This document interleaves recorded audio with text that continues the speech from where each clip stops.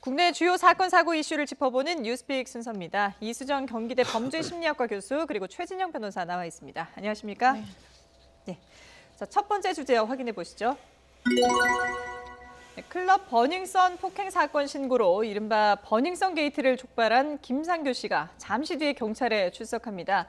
먼저 이 김상교 씨가 어떻게 이 버닝썬 게이트의 사태를 불러왔는지 좀 짚어보고 넘어가야 될 것 같아요. 네, 이제 김상교 씨의 청와대 국민청원 게시판과 인터넷 커뮤니티를 통해서 이제 올린 민원이 결국 이런 사태를 초래했다 이렇게 볼 수가 있습니다. 네네. 그때 그 당시에 내용이 무엇이었느냐면 본인이 피해자인데 집단 폭행을 클럽에서 당했는데 네. 신고를 했는데 경찰이 오더니 오히려 나를 제압을 해서 내가 피해자인데 내가 가해자로 뒤바뀌어가지고 네. 결국은 입건이 됐다. 그렇기 때문에 굉장히 억울하다 이런 내용이었어요. 네. 그런데 이제 그 당시에 경찰이 형사 입건을 한 이유가 뭐냐면 지금 이 김 씨가 예. 클럽 안에서 소란을 피우고 경찰이 출동을 했는데 경찰에게 욕설을 하고 네. 그리고는 이제 지구대로 이제 그 옮겼는데 그 안에서 난동을 피웠다라는 혐의 때문이었다는 거예요. 네. 그렇기 때문에 지금 나는 이제 폭행의 피해자인데 어찌하여 지금 이런 혐의로 나를 피해자로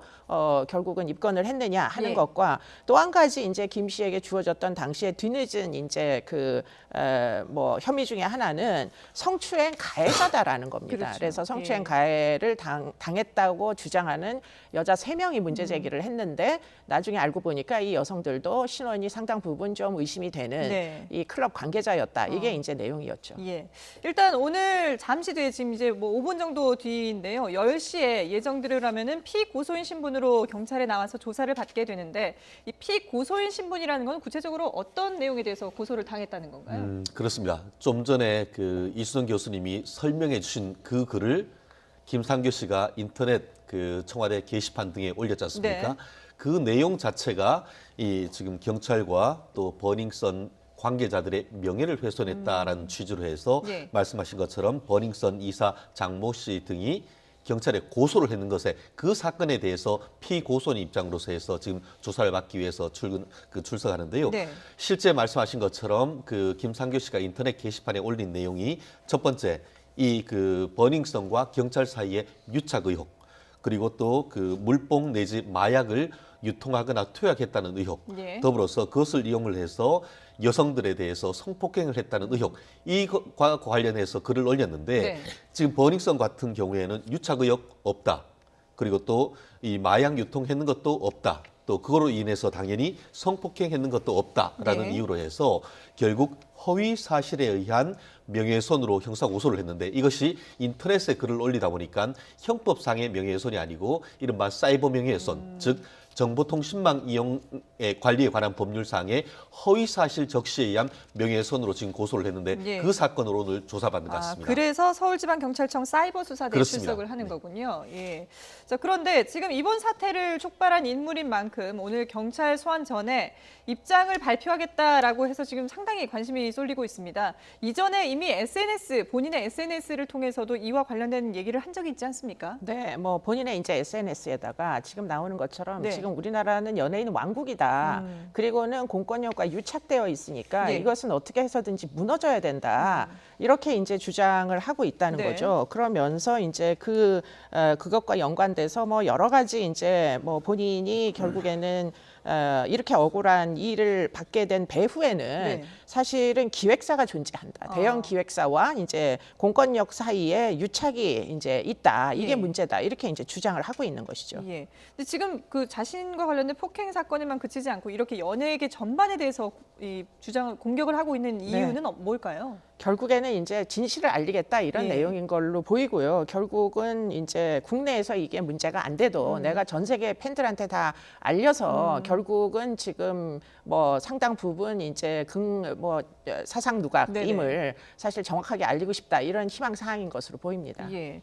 근데 지금 보면은 뭐 버닝썬 장모 이사 명예훼손 고소와 관련해서 앞으로 이게 과연 명예훼손죄가 성립하는지 이게 이제 사실관계를 좀 따져봐야 되는 부분 아니겠습니까? 그렇습니다. 말씀드린 것처럼 지금 진실 공방이 벌어지고 있습니다. 예.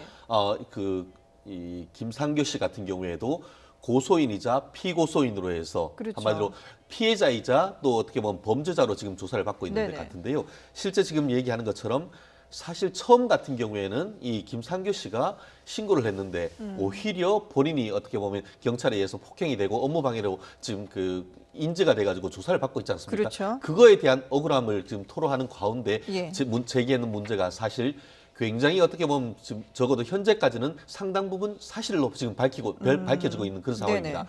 그런데 그럼에도 불구하고 지금 그 초기에 이 부분에 있어서 이 그 버닝썬에서 형사 고소를 했던 사건이 지금 얘기되고 있는데요. 네네. 말씀드린 것처럼 명예훼손 같은 경우에는 사실을 적시해서 했다 하더라도 명예훼손이 되고 다만 그 내용이 허위 사실일 경우에는 더 가중 처벌되도록 되어 있는데요. 네네.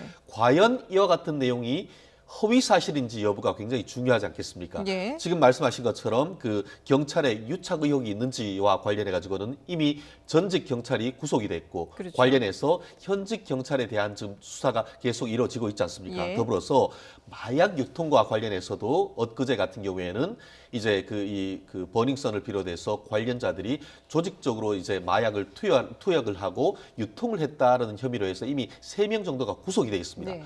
그리고 이런 부분에 있어서 결국 상당 부분 진실로 밝혀지고 있기 때문에 허위 사실 적시에 의한 명예훼손으로 보기에는 쉽지 않다. 더불어서 사이버 명예훼손 같은 경우에는 비방의 목적이 있어야 되는데 네. 지금 김상규 씨 같은 경우에는 비방의 목적이다라기보다는 결국 이런 식으로 하지 않는 경우에는 달리 이 그 경찰의 어떤 조직적인 범죄 은폐나 이런 것들을 밝힐 수 있는 방법이 없다라는 취지로 한마디로 정당한 목적을 위한 상당한 행위로 했다라고 네네. 얘기할 수 있기 때문에 과연 이 부분에 대해서 허위 사실 적시에 의한 사이버 명예훼손이 성립될지 여부에 대해서는 아직 다툼의 여지는 있습니다만 예. 적어도 수사 경과에 따라서 이 의혹 제기하는 사건이 진실로 밝혀질 경우에는 이 사이버 명예훼손 중에 허위 사실 적시에 의한 명예훼손으로 처벌될 가능성은 사건이 실체적 진실로 밝혀지는 만큼 이 김상규 씨에 대한 사이버 명예훼손 혐의는 점점 줄어든다 이렇게 볼 것 그렇군요. 같습니다. 예.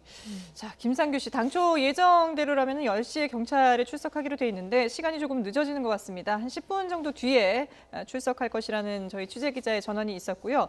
자, 그런가 하면은 지금 김상규 씨뿐만 아니라 오늘 잠시 뒤 이제 10시 30분에는 이 버닝썬 대표 이문호 씨에 대한 구속 전 피의자 신문이 열립니다. 이문호 대표는 어떤 혐의를 받고 있는 건가요? 지금 이제 마약과 연관된 내용으로 보입니다. 네. 본인에게서 실제로 이제 마약이 검출이 됐기 때문에 마약 네. 성분 검출돼서 사용자로서 결국에는 이제 지금 혐의를 받고 있고요. 그것 이외에도 지금 이 클럽을 중심으로 해가지고 강남에 있는 이제 주요 클럽들을 중심으로 해서 그 사이에 마약 수사가 이루어졌어요. 그런데 이제 그래서 결국에는 지금 입건된 피의자가 총 40명입니다. 네. 그리고는 그 40명 중에서 지금 버닝썬과 연관된 결국에는 이제 이문호 대표와 연관된 이제 피의자가 14명 정도라고 추정되고 있고요. 예. 그리고는 그 중에서 3명이 이미 구속이 됐습니다. 그렇죠. 그리고는 이제 그 중에서 이제 뭐 다른 클럽과 연관된 사람들이 지금 17명 네. 정도이고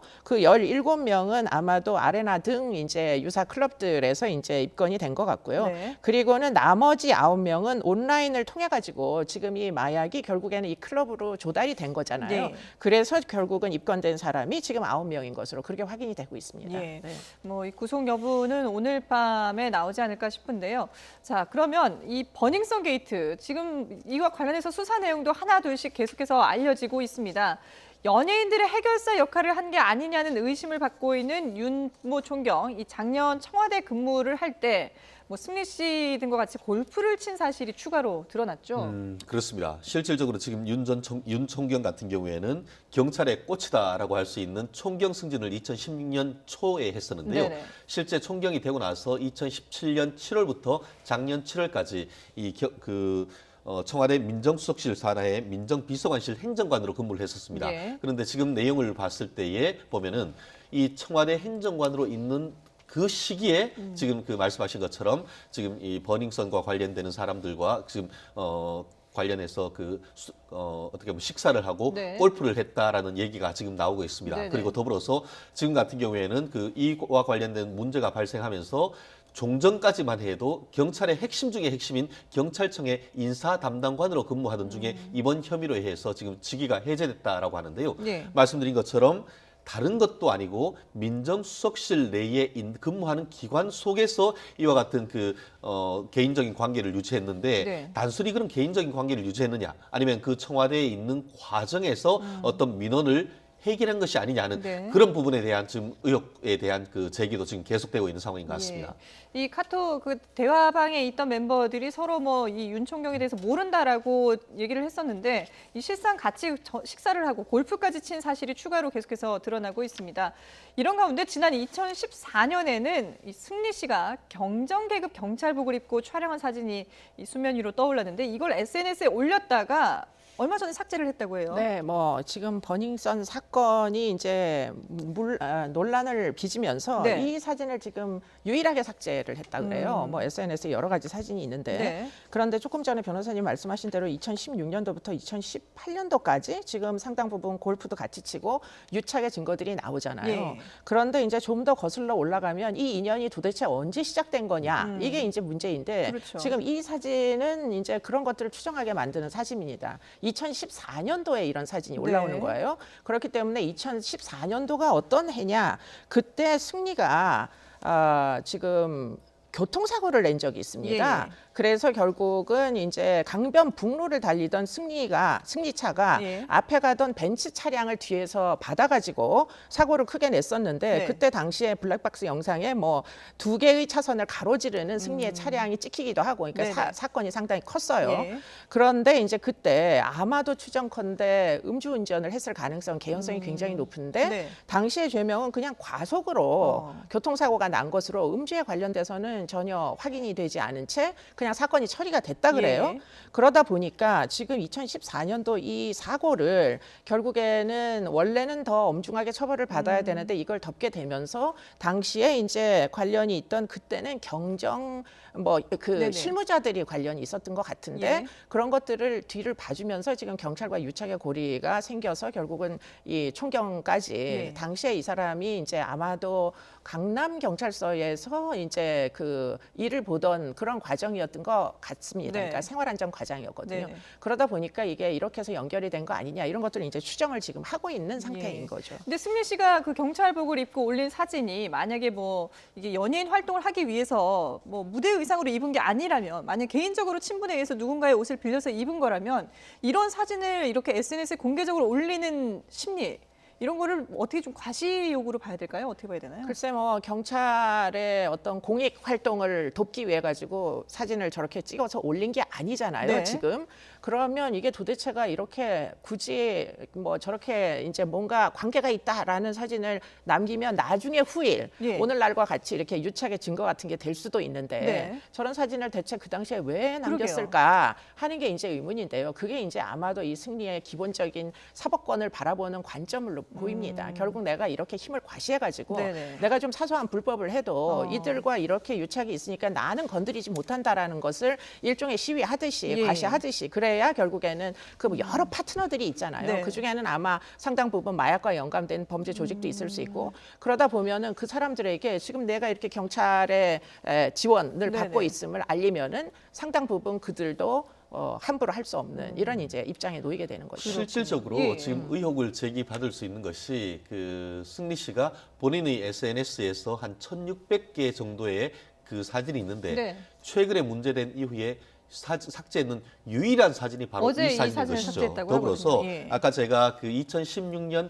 1월 달에 이 윤 총경이 경정에서 총경으로 승진했다고 하는데 네네. 말씀하신 것처럼 2014년 이 문제가 돼서 사진 찍었을 때는 공교롭게도 윤 총경의 그 계급이 경정이었다는 예. 것이죠. 그렇기 때문에 그 시기와 이 부분에 대해서 의혹이 제기되는 그런 부분인데요. 이 교수님이 정확하게 지적하신 것처럼 지금 이 그 윤총경 같은 경우에는 처음에 승리 씨를 알게 된 시점 자체가 네. 2016년 경이다라고 했지만 이 사진은 2014년에 왔기 때문에 그렇죠. 뭔가 꼬리 자르기 하려고 하는 어떤 시도가 아닌가 하는 점이 바로 이 부분인 것이고 네. 결국 뒤 봐주기를 했다고 하면은 그 전부터 어떻게 보면은 관련성이 뒤를 봐주고 보호해주고 그 가운데 어떤 비리의 의혹이 있지 않은가 하는 네. 것이 바로 이와 같은 사진 한 장이 담고 있는 의혹의 핵심이 아닐까 생각합니다. 예. 이 사진을 본다면은 2014년 이전에도 또 어떤 관계가 그렇습니다. 있었는지 그런 부분에 대해서도 좀 의문을 갖게 되는데 명확하게 밝혀야 될 부분인 것 같고요.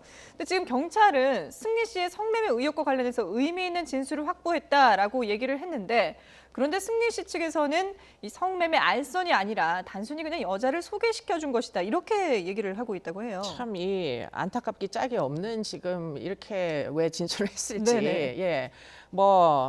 알선이라는 건 소개를 시켜준다는 의미죠. 예. 일단 뭐 어휘를 보면 그렇죠. 그렇지만 지금 이게 성접대 알선이란 말이에요. 그렇기 때문에 이렇게 소개시켜줬다는 걸 시인하는 게 이게 뭐 결국은 뭐 자백을 하는 거나 진배 없는데 네. 결국은 상대방이 결국 뭐 결혼한 외국 사업가였다는 거잖아요. 그런데 한국에 있는 젊은 여성을 그럼 사기라고 소개를 시켜준 건가요? 네네. 말도 안 되는 지금 얘기를 지금 하고 있어가지고 이거는 거의 시인이나 다를 게 없다 이렇게 보입니다. 예. 다만 이 부분에 있어서 지금 그 승리 씨가 받고 있는 성매매 알선 혐의는 두 가지입니다. 네. 하나는 2015년 말경에 본인이 해외 어떤 그 홀딩스를 설립을 하고 거기에 외국인 투자로부터 투자받기 위해서 어떤 아레나라고 할 수 있는 그런 그 클럽에서 여성을 불러줬는 그 부분과 관련해서 혐의가 하나 있고 네. 또 하나는 2014년에 그 유리홀딩스의 유모 씨에 대해 가 이제 동남아로 가는데 거기에 감에 있어가지고 해외 원정 성매매와 관련해서 여자 1명, 2명, 3명에 대해서 사진과 함께 어떤 특징을 올리면서 1,000만 원 이상은 넘지 않는다라는 네. 그런 내용이 올린 글이 나왔기 때문에 그 두 가지에 대해서 조사를 하고 있는데요. 말씀하신 것처럼 성매매 알선에 관한 처벌법 같은 경우에는 성매매 알선 이 부분인데 네. 결국 알선이라는 것의 그 내용을 보면은 알선하거나 권유하거나 유인한 경우를 처벌할 수 있도록 되어 있습니다. 그런데 지금 말씀하신 것처럼 2015년 말경에 있어서 외국인 투자자를 유치를 함에 있어서 여성을 그 자리에 데리고 갔고 호텔까지 넣어줬다라는 네. 글 같은 경우에는 지금 그 부분에 대해서 소개시켜 준 것뿐인 것이지 예. 성매매 자체가 성립되지 않았기 때문에 알선이 있을 수 없다. 이런 논리로 지금 어떻게 보면은 사실관계를 다투고 있는 것이고 네. 그렇기 때문에 그 부분은 사실 그 입증하는 것이 만만치는 않습니다. 다만 그 한 가지 아까 말씀드린 것처럼 2014년에 있었던 유모 대표에 대해서 해외에 가는데 여성을 소개시켜주고 하려고 하는 그 내용 같은 경우에는 말씀드렸듯이 이 성매매 알선에 관한 특례법상의 알선 권유 유인입니다. 실질적으로 이 사람 같은 경우에는 어떤 여자를 소개시켜준 것을 넘어서 금액까지 해서 해외에 가는데 어떻게 하겠다라는 내용이 아주 상세하게 나와 있습니다. 네네. 그렇기 때문에 적어도 이 부분에 있어서는 성매매 알선법상의 성매매 알선 내지 권유 이 부분이 성립될 가능성이 굉장히 높습니다. 예. 다만 이 부분에 있어 가지고는 성매매 알선법에 관한 부분이 공소시효가 5년입니다. 그래서 2014년에 만약에 이와 같은 일이 있었다고 한다고 하면은 벌써 공소시효인 5년이 지났기 예. 때문에 사실 실체적 진실이 밝혀진다고 하더라도 이 부분에 대해서 어떤 처벌이 만만치가 않은 그런 상황인데요. 결국 그와 같은 법률적인 내용을 이미 이 사람들은 법률적 조언을 다 받았을 겁니다. 예. 그렇기 때문에 결국 이 부분에 대해서는 아니다라고 단순히 부인하는 그런 상황이 아닌가 생각합니다. 그렇군요. 법적으로 이미 다 철저하게 좀 따져보고 그러고 이제 진술을 하고 있는 그런 상황인데 그런가 하면은 지금 최종훈 씨 같은 경우에는 윤총경을 모른다라고 얘기를 했었는데 앞서도 저희가 말씀드린 것처럼 같이 식사도 하고 골프까지 친 사실이 드러났습니다. 거기다가 윤총경의 부인에게 K-팝 티켓까지 구해준 정황도 드러났는데 그럼에도 불구하고 이렇게 기자들이 질문을 하거나 했을 때 모른다라고 계속해서 부인했거든요. 그렇습니다. 이제는 더 이상 그 부인할 수 없는 증거가 나왔죠. 예. 특히 지금 한 방송사에 인터뷰했던 내용이 보면은 결국 이 윤청경의 부인까지도 다 알고 있고 네네. 그리고 윤청경의 부인도 경찰이고 또 경찰이면서 말레이시아 대사관에 이제 파견 나 있는 그 네네. 경찰 영사인 것으로 지금 드러나는 것 같은데요. 예. 결국 이 부분 같은 경우에는 같이 골프도 쳤고 더불어서 말레이시아에서 지금 근무하고 있는 윤청경의 부인과 그 부인이 가족들과 아이들과도 같이 말레이시아에 네네. 살고 있다고 합니다. 그래서 이 FT 아일랜드가 말레이시아에서 공연을 하고 하는 데 있어서의 티켓도 보내줬다라고 하는데요. 그 VIP 티켓이 비싼 거는 한 21만 원 정도 된다고 합니다. 아시다시피 이 부분과 관련해 가지고는 공무원에게 뭔가 물품을 제공했다라고 하면은 직무 관련성 내지 대가성이 있을 경우에 뇌물죄가 성립되는 그렇죠. 것이고 예. 그리고 이미 이게 2016년 이후에 있었던 것이기 때문에 직무 관련성 대가성이 없다 하더라도 그 자체로 이른바 김영란법에 성립될 가능성이 굉장히 높습니다. 네네. 결국 본인들은 전혀 부인을 하고 있다라고 했지만 이 그 골프를 쳤다고 할 수 있는 최 씨를 통해서 그리고 그 SNS의 내용을 통해서 관련되는 사실이 굉장히 드러나는 부분이기 때문에 그렇죠. 앞으로 왜 그렇다고 하면 단순히 좋은 관계를 유지하기 위해서 그랬느냐. 그때 같은 경우에도 이미 그 윤총경이 청와대에 근무하고 있는 때였기 때문에 네. 결국 최 씨나 관련되는 그 소속사 입장에서는 뭔가 뒤를 봐주기 위한 대가로 줬는 것이 아닌가 이런 문제여서 단순히 어떤 이 부분이 있어서 골프 쳤는 것을 넘어서 어떻게 보면은 뒤를 봐주고 청와대의 어떤 민정수석실의 행정관이 했다는 점에서 앞으로 이 부분에 어떤 그 형사적인 문제가 될 경우에는 굉장히 어떻게 보면 사회적 논란이 될 가능성이 크지 않을까 싶습니다. 예. 근데 이런 내용들을 종합해 본다면은 그 단체 대화방에 들어있던 사람들 뭐 한 8명 정도 된다고 하는데 이 사람들이 지금 서로 모른다라고 혐의를 부인하고는 있지만 상당히 친밀한 관계였고 그리고 서로 뒤를 봐주는 그리고 편의를 제공해주는 이런 관계였다라고 봐야 될 것 같은데요. 그렇습니다. 이들은 이미 정보를 다 공유를 하고 있고 예. 그중에 일부는 뭐 상당 부분 이제 영향력을 행사한 증거들이 지금 대화의 내용상 나와 있어서 그렇죠. 그렇기 때문에 뭐 심하면 공범 관계까지 충분히 이제 혐의를 둘 수 있는 그런 내용을 이야기를 하고 있거든요. 네네. 그렇다면 이제 나머지 사람들에 대하여서도 사실은 핸드폰을 이제 다 확인을 해가지고 그렇죠. 대화상의 어떤 내용들을 그리고 그들이 또 그 주변에 있는 사람들과 어떤 종류의 정보를 공유를 한 건지 네. 예를 들자면 지금 뭐 윤총경은 틀림없이 지금 문제의 핵심 인물인데 예. 이 사람의 정보를 주변 사람들에게 만일 공유를 했다면 그렇다면 그러한 의도는 도대체 무엇인지 이런 그러게요. 것까지 모두 전방위적으로 사실 수사가 돼야 될 것으로 보이나 예. 지금은 이제 특정인 지금 뭐 문제가 된 사람은 아마 2명인 것 같은데 지금 그 2명에 대하여서만 연예인들은 지금 제한해서 지금 수사를 하고 있는 것으로 보입니다. 예. 예.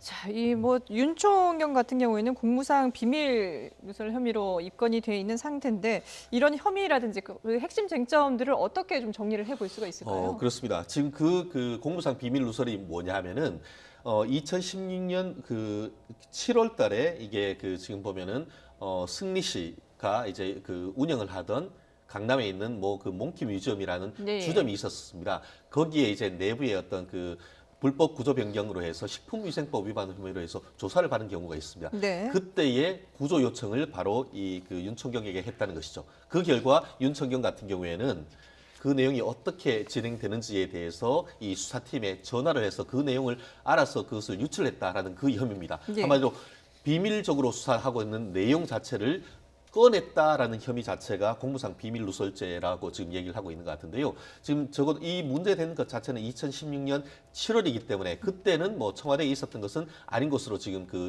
되고 있는데 예. 결국 그 부분과 관련해서 지금 앞으로 단순히 그 문제인 뿐인 것이냐 아니면은 다른 사건 아까 이 교수님 말씀하신 것처럼 2014년에 이 승리가 어떤 교통사고를 냈을 때에 그것을 축소하는 의혹이 있지 않느냐 그리고 또 2016년 7월에 지금 받고 있는 업무상 비밀 누설죄 그리고 그 이후에도 지속적인 관계를 하면서 뒤를 봐준 것이 아니냐 하는 그런 의혹이 있어서 네. 그 첫 번째 시발점이 되는 것이 바로 지금 말씀하신 2016년 7월 전후에 있었던 그 유리홀딩스가 운영하는 그 회사의 네네. 이 수사 기밀 누설 이 부분이 그 수사에 지금 초점으로 돼 있는 것 같은데 이 부분을 시발점으로 해서 어느 정도까지 진실이 밝혀질지에 대해서 우리가 지켜봐야 될 것 같습니다. 예. 자, 김상규 씨의 경찰 출석이 조금 늦어지고 있는 것 같은데요. 지금 잠시 뒤에 나오면 저희가 현장을 연결해서 바로 전해드리도록 하고요. 다음 주제로 넘어가 보도록 하겠습니다. 네, 이른바 청담동 주식 부자로 이름을 날린 이희진 씨의 부모가 살해된 채 발견돼서 논란이 커지고 있습니다. 일단 이 이희진 씨라는 사람이 어떤 인물인지 좀 짚어봐야 될 것 같아요. 네, 이 사람은 이제 증권 전문가라고 알려져 있습니다. 예. 그래서 이제 결국은 뭐 많은 사람들에게 증권 방송을 통해 가지고 지금 투자를 해라. 아직은 뭐 비상장 이제 주식들인데 네. 투자를 하면 이제 뭐 막대한 수익을 올릴 수 있다. 이런 식으로 투자금을 유치한 것으로 알고 있어요. 네. 그래서 이제 투자자들이 K 인베스트먼트 회사라는 데다가 이제 그 투자를 하면 A 파트너즈 주식 거래라는 뭐 어떤 회사를 이용을 해가지고 이제 주식 투자를 해서 결국은 이득금을 나누어 주겠다. 네네. 이러면서 이제 투자금을 유치했던 그런 사람입니다. 그런데 문제는 결국에는 약속대로 되지 않고 이게 결국은 이제 뭐 주식 거래가 이제 불발되면서 일종의 뭐 사기가 된 거죠. 예. 그래서 막대한 이제 손해를 이 이제 사람들에게 끼치고 결국에는 2018년도에 벌금을 200억 원을 받고 추징금을 130억 원을 선고받아서 결국은 지금 이 사람이 이제 이 희진이라는 사람 형이고 동생이 예. 있어요. 네네. 그래서 형은 징역 5년이 선고됐고 동생은 2년 반이 선고돼가지고 이 동생은 현재는 출소를 한 상태인 그렇죠. 것으로 알고 있습니다. 예. 예. 자, 그런데 이 씨의 부모를 살해한 용의자 4명 가운데 1명은 입건이 됐는데 3명은 이제 중국으로 도주를 한 것으로 지금 파악을 하고 있습니다. 근데 문제는 이 부모가 살해된 시점이 이미 3주 전이다. 이렇게 추정을 하고 있더라고요. 그렇습니다. 지금 자초지정이 지난 토요일인 것 같습니다. 예. 그 3월 어떻게 보면 지난 토요일 날 3월 16일 날 이희진 씨의 남동생이 이 부모님한테 연락이 안 된다라고 경찰에 신고를 했고 예. 그 신고를 받은 경찰이 그 CCTV나 이런 것을 확인해 본 결과 네. 말씀하신 것처럼 3주 전인 그 2월 25일 경에 오후 한 4시 전후에 이희진 씨 부모가 살고 있는 안양에 있는 아파트에 한 4명이 침입하는 것이 발견이 됐고 네. 그로부터 한 2시간 정도 있은 이후에 4명이 이렇게 나오는 것이 발견됐다라고 하는데 결국 CCTV를 확인한 결과 그 안양에 있는 이 가구 안에 어머님의 시신이 들어 있었고 네. 그리고 또 이 평택에 있는 물류 창고에는 이 이진 씨의 아버지가 이게 보관되고 있던 사실이 발견됐는데요. 네. 자초지종을 알고 봤더니만 지금 김모 씨는 한국인으로서 그 당시에 이제 있었던 중국 교포 3명을 이제 고용을 해서 네. 결국 그 3월 25일 날 오후에 이 집에 무단 침입했고 그 이후에 한 15분 뒤에 부모 2분이 들어왔는데 그 내에서 어떻게 보면은 살해 행위와 사체 유기가 있었다라는 내용인 것 같은데요. 예. 말씀하신 것처럼 주범은 지금 바로 검거를 했습니다만 네네. 사건이 있었던 그날 밤 11시경에 이미 그 조선족 3명은 중국으로 지금 돌아가 본 그런 상태여서 경찰 같은 경우에는 인터폴에 이 3명에 대해서 지금 적색 수리를 내렸다라는 내용입니다. 예. 일단 이 체포된 피의자 1명이 이희진 씨의 아버지가 2천만 원을 빌려갔는데 갚지 않아서 이런 범행을 저질렀다라고 얘기를 했습니다. 그런데 이게 좀 석연치 않은 점이 있지 않습니까? 네, 말이 안 되는 얘기죠. 예. 돈을 빌려준 사람이 뭐 사실은 돈을 빌려간 사람을 사망에 이르게 하면 돈을 어떻게 받나요? 그렇죠. 예. 그러니까 이게 사실은 일반적인 사건하고는 완전히 지금 이 동기가 거꾸로 뒤집힌 사건입니다.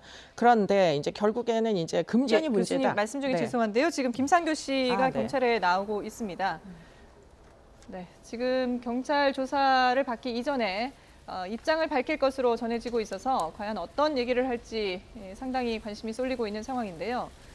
당초에는 10시에 경찰에 출석하는 것으로 돼 있었습니다만은 20분 정도 늦은 10시 21분에 지금 나왔습니다. 포토라인 앞에 섰는데 어떤 얘기를 하는지 한번 들어보시죠. 네, 일단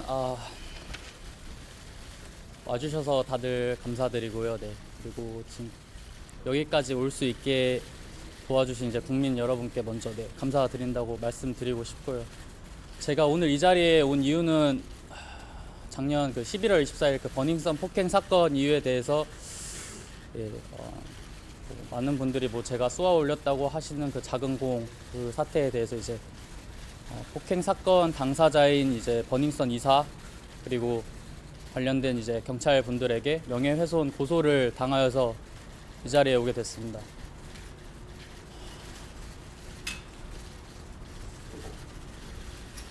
제가 이렇게 사태가 터지게 수밖에 없었던 이유는 일단 피해자들과 제보자들이 많이 나타났습니다. 나타났고 그 사람들의 이야기를 들었을 때 이거는 국민께 알려야 된다고 생각이 들었습니다. 잠을 이룰 수 없었고 좀 하루하루 절규하는 사람들이 나타날 거라는 생각에 네, 좀 어려운 길이 될 것 같았지만 네, 좀 책임감을 갖고 해결해야겠다는 생각에 여기까지 왔습니다. 네, 고맙습니다. 혹시 집단 폭행에 가담한 인물 중에 버닝썬 VIP로 의심되는 인물 없나요? 그거에 대해서는 제가 좀 많이 밝혀달라고는 많이 말씀을 드렸습니다. 저도 정확히는 다 몰라가지고 네, 그렇습니다. 그 국가가 막는다는 내용의 글을 올리셨는데 그게 정확하게 어떤 의미인지 좀 설명 부탁드릴게요. 공권력이 맡고 있다고 생각이 들었습니다. 어떤 부분을요? 저는 제가 112에 신고했습니다. 저는 폭행 피해자였고 이제 국가 공공기관에 보호받기 위해서 112에 신고를 하였고 도움을 받기 위해 신고를 하였는데 예, 단순하게 도움을 받지 못했어요. 도움을 받지 못했고 저 말고 다른 그런 이제 유사한 피해자들이 많다는 걸 느꼈고 그래서 그런 표현을 쓰게 됐습니다. 그래서 이런 거를 알리려고 하는 사람들이 못 알리고 있는 상황에 대해서 저는 알게 됐습니다. 그래서 그런 표현을 했습니다. 혹시 여성 2명에 대한 성추행 혐의도 받고 계신데 네. 부인해 오셨는데 네. 여전히 입장 변화는 없으세요? 예, 그렇습니다. 그 역삼 지구대에서도 유착이 있었다고 보시나요? 예, 그렇습니다. 어떤 부분에서 그렇게 보시는 건지. 의혹을 가질 수는 있다고 생각을 합니다. 의혹을 가질 수는 있다고 생각을 하고 뭐 확신할 수는 없지만 네, 그래서 뭐 저는 네, 개인적으로 지금 뭐 전체적인 지금 상황을 봤을 때는 네, 의혹을 가질 만한 이유가 있었다고 봅니다. 혹시 뭐 명예훼손이나 다른 혐의도 받고 계신데 그런 것도 입장 변화는 없으신가요? 예, 그렇습니다. 그 경찰관 증거 인멸 부분도 지금 문제가 되고 있잖아요. 그 부분에 대해서는 어떻게 생각하세요? 또 이제 추후 수사 기관에서 뭐 정확히 밝혀주시는 게 좋지 않나 네, 라고 생각이 들고 좀 뭐 지금까지 제가 겪은 뭐 의혹들이나 네, 그런 거에서는 이제 저는 수사 기관에 많이 맡기고 싶고 네, 그런 걸 좀 진실 규명을 좀 정확히 해주셨으면 하는 바람입니다.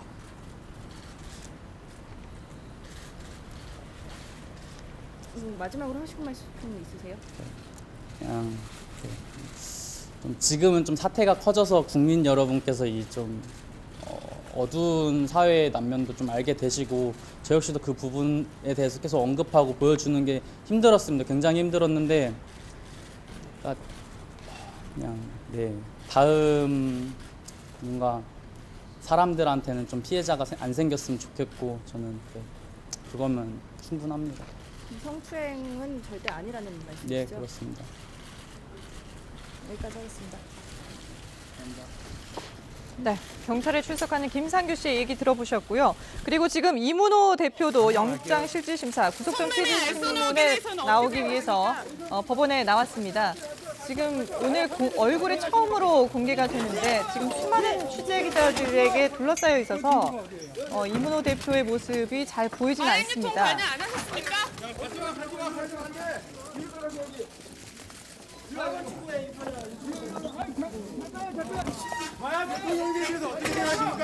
네, 지금 현장이 상당히 소란스러운데요.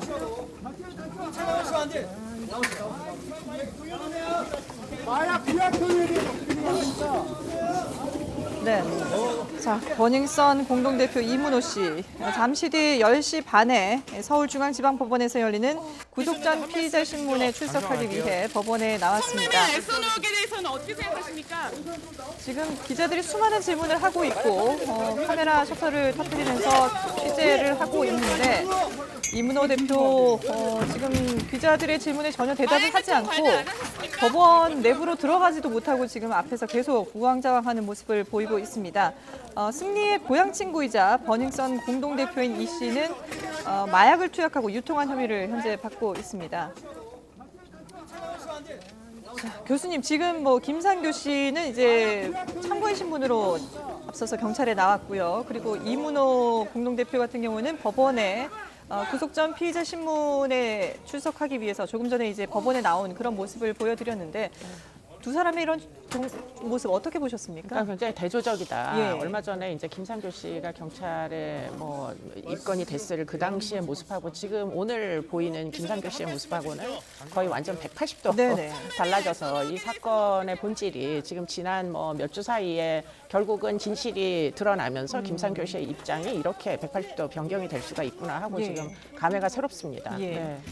김상규 씨 같은 경우에는 처음에는 이제 폭행 피의자처럼 이렇게 폭행을 당했지만 오히려 가해자로 지목이 돼서 경찰에 잡혀가는 그런 상황이었는데 오늘은 나와서 이 공권력에 문제가 있다. 그래서 이런 것을 좀 본인이 책임감을 가지고 밝혀낼 필요가 있다고 생각을 했다라는 그런 입장을 그렇습니다. 밝혔거든요. 지금 말씀하신 것처럼 굉장히 그 두 사람의 그 표정이 대조적인 것 같은데요. 네. 김상규 씨 같은 경우에는 사실 오늘은 그 피의자, 피고소인으로 나오고 있습니다만 네네. 아까 처음에 봤을 때 비교적 편안한 모습, 살짝 미소도 짓다가 네. 어떤 결연한 표현을 여유 있는 그런 보여줬는데요. 모습을 볼 수가 있었어요. 예, 결국 그 이 사건 자체가 허위사실 적시에 의한 사이버 명예훼손으로 지금 고소됐습니다만 예. 많은 부분 진실로 밝혀졌다라는 점에서 본인은 이 사건의 어떤 무혐의를 확신하는 그런 어떤 입장을 보이는 반면에 네네. 지금 이문혜 대표 같은 경우에는 마약류 관리법 위반으로 해서 본인은 부인하고 있습니다만 예. 이미 마약 투약 검사에 있어서 일부 부분에 대해서 양성 반응이 나오는 그런 상황입니다.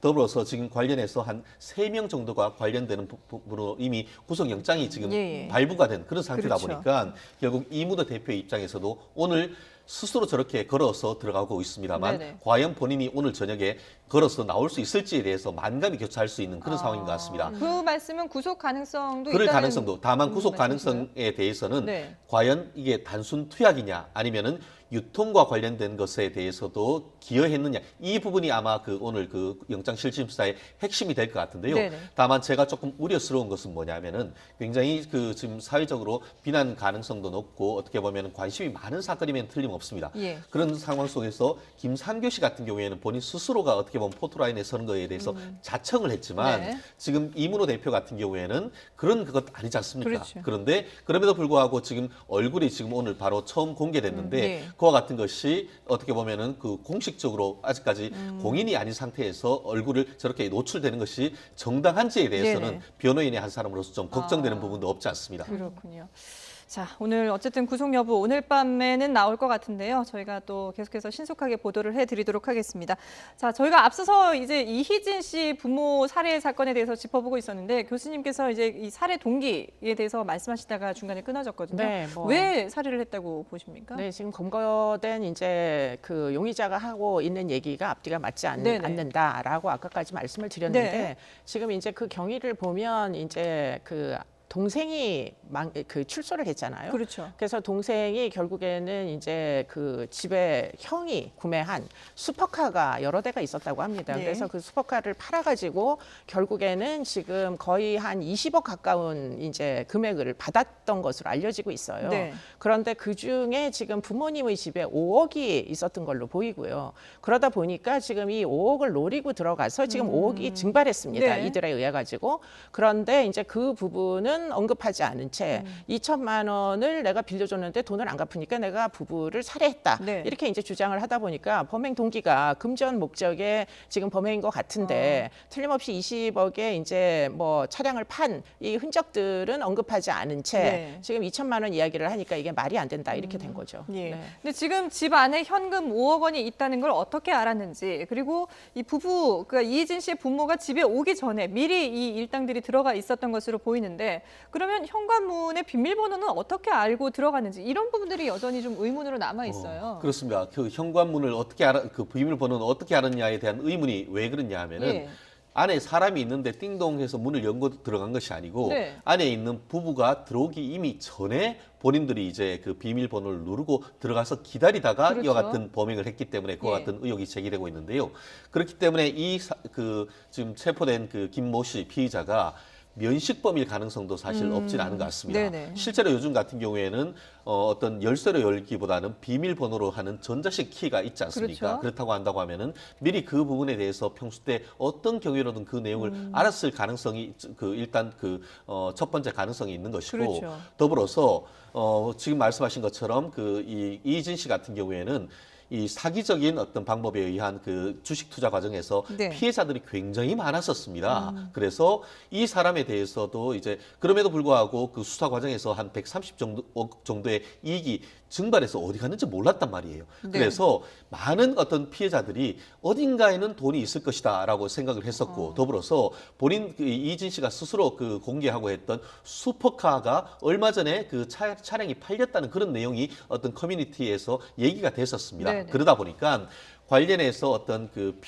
어떤 이 이진 씨의 피해자 내지는 다른 경위로 해서 그 돈을 팔았다고 한다고 하면은 뭔가 뭉칫돈이 있겠다라는 것을 추정을 하고 그 돈을 노리고 갔을 가능성, 여러 가지 가능성이 있는 것 같은데요. 네. 말씀하신 것처럼 현재의 어떤 그 대법원 양형위원회 양형 기준 같은 경우에는 동기를 기준으로 살인죄를 5개로 그 나누고 있습니다. 그런데 이 어떤 경제적 대가를 바라고 하는 청부살인 그런 것 같은 경우에는 비난 동기 살인으로 보고 있고 더불어서 이번 같은 경우에 처음부터 5억 원이라는 돈을 노리고 했다고 하면은 그 자체가 강도살인이 되는데 네. 강도살인 같은 경우에는 중대범죄 결합살인이 이렇게 됩니다. 그렇게 되면은 그 처벌 수위가 한 5년 이상 차이가 나도록 되어 있습니다. 네. 그렇기 때문에 처음에 2천만 원 가지고 살인했다?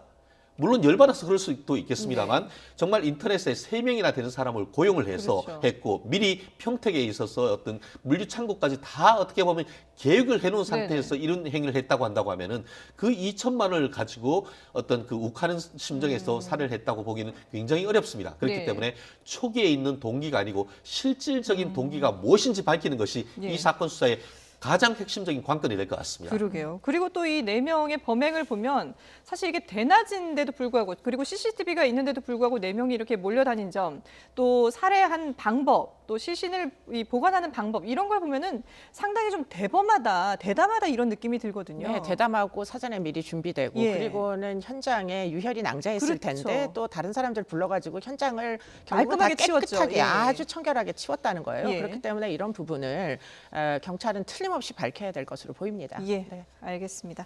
자, 지금까지 뉴스픽 이수정 경기대 범죄심리학과 교수 그리고 최진영 변호사와 함께했습니다. 두 분 말씀 잘 들었습니다.